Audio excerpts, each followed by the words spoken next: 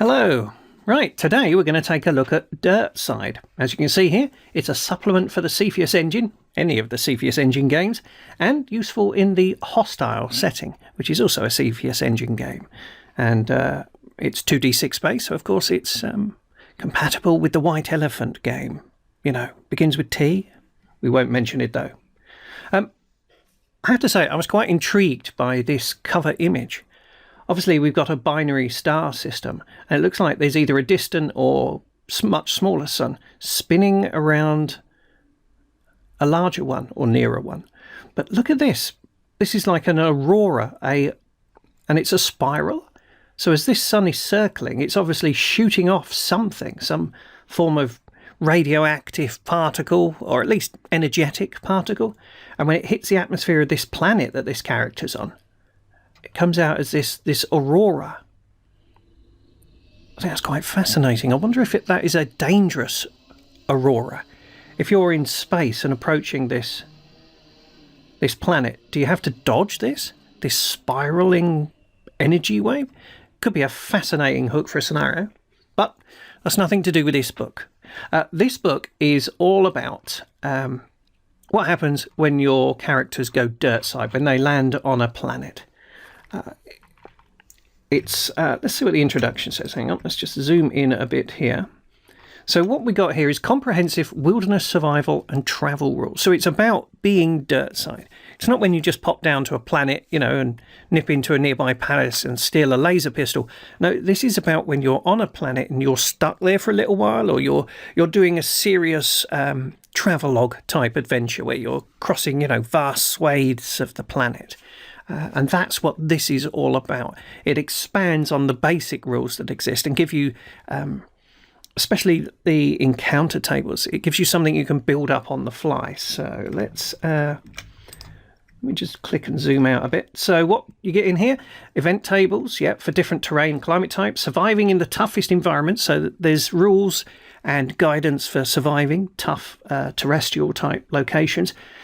Effects of hostile atmospheres, travel rules, which I mentioned, strong winds, thunderstorms, rockfalls. These are terrible events that you can put into your game. And then surviving, so foraging and hunting. And, as it says here, an abbreviated animal encounters system. So you can create, the core rulebooks for Cepheus Engine and the T game all have mechanisms for building up encounter tables, but there's a quicker way of doing it here. Let's zoom out. Mapping. So we've got an overview of mapping onto a hex grid, onto these triangles that fold down into, I can't remember the word for the shape, but it creates a geometric shape. But how big is each hex? I found this fascinating. All the years I've been playing Traveller and Cepheus Engine. I said the T word, forgive me. I've never actually considered how big is a hex. Well, this game, this supplement, helps you do that. So here it shows that one of these large hexagons from this map at the top here, down here, it breaks down into sort of regional hexes. So how big is a hex size? It's based on the world size. So you always use the same number of hexagons, but the size of a hexagon changes. So there's a lovely table there. Now we've got color coding if you want to use that for when you're filling in the regional hexes, but we've also got hints for what you can draw into a hex to indicate the general terrain type. Now, obviously, like when you've got rugged area, these hexes could be a local hex. So one of those smaller hexagons inside the large ones could be 85 kilometers across. So if you mark a hex as being rugged, that doesn't mean the entire hex is rugged. It means that's just the preponderance of terrain in there. So what have I got here? So it's talking about how you should fill out your map. So in this example we got here, there's a bright side to the planet and a dark side to the planet. So it's tidally locked to its star. So one side gets all the light and the other side never gets the light. I thought it was a very interesting way that should affect how you put terrain into the hexes. So for instance, on the dark side, you wouldn't have chlorophyll-based plants. You might have funguses and that sort of thing that survive on the dark side. So I found that quite fascinating. Blank map for you to play with, regional hex for you to play with as well.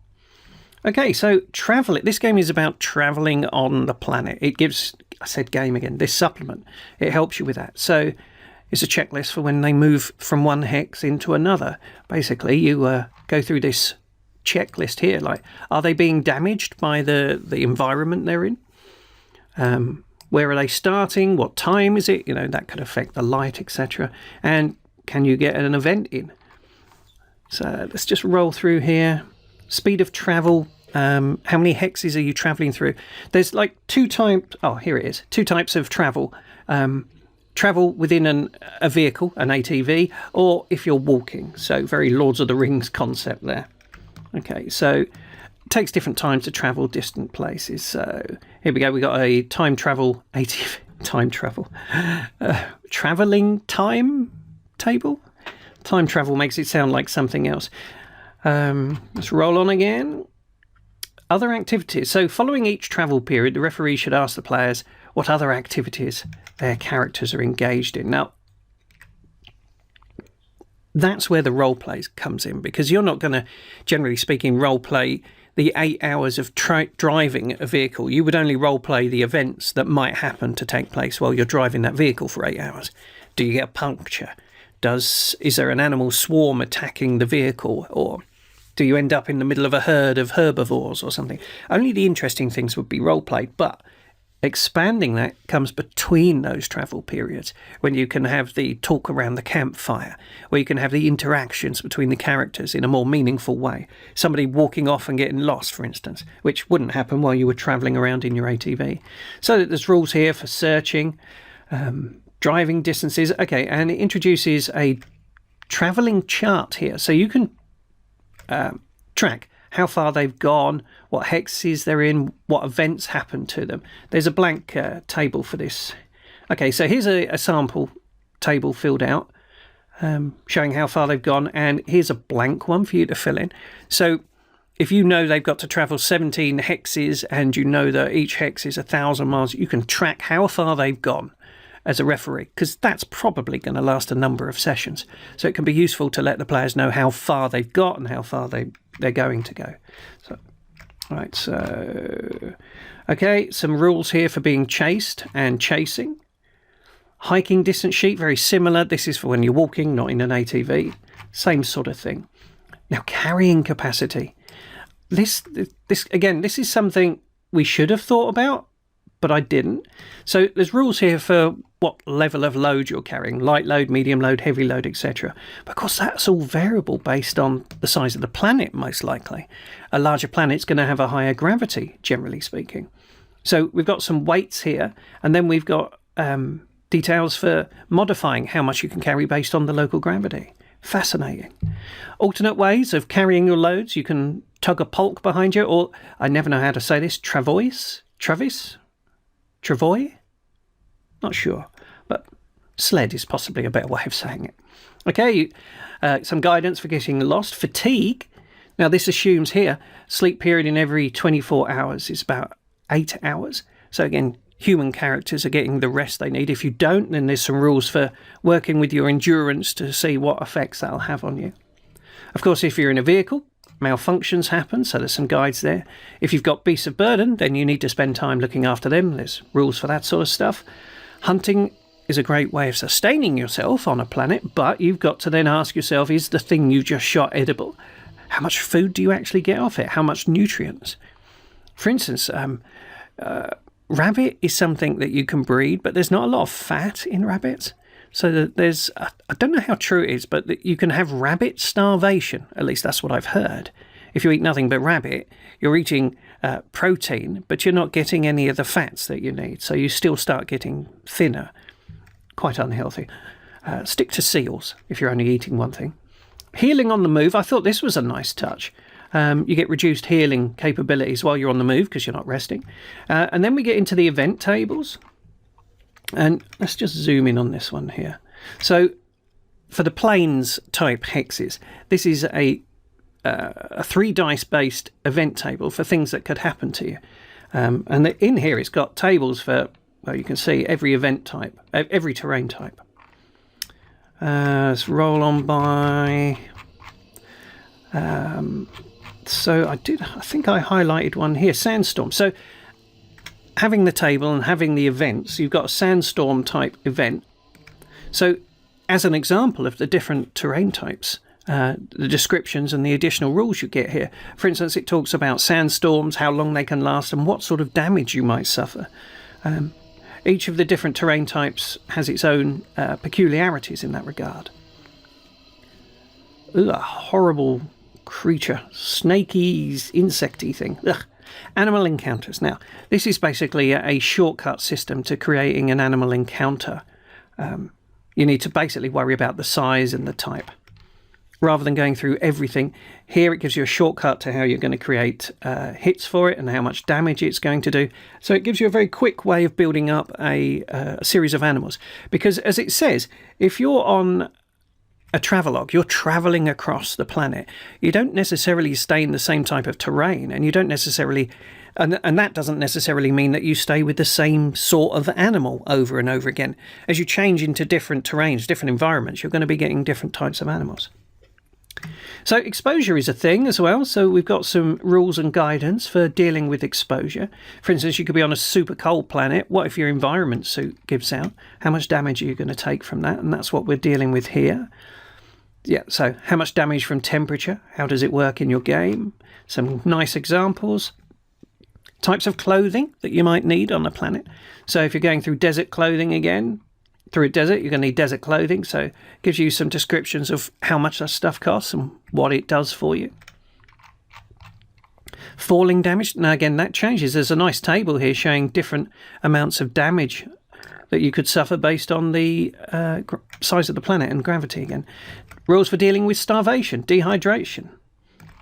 Whoa, I'm zooming in too quickly there. Right, dealing with radiation. Some planets are dangerous that way. Desert survival. Desert's obviously my favourite, as I keep going back to it. Finding water while you're in the desert. Rules, guidance for that sort of thing. Arctic survival, so another terrain type for you to try and deal with. Rules, guidance for that.